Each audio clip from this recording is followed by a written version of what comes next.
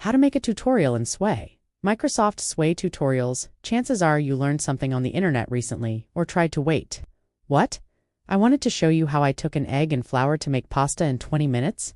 What does this have to do with Sway?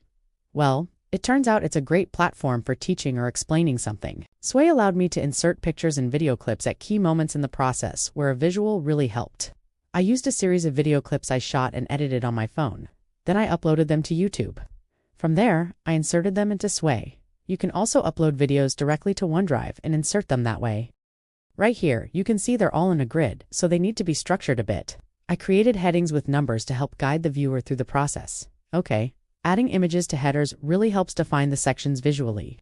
I added short text descriptions to help support the videos. A lot of websites are vertical, but I like the look of this horizontal layout and I can make that change here in navigation.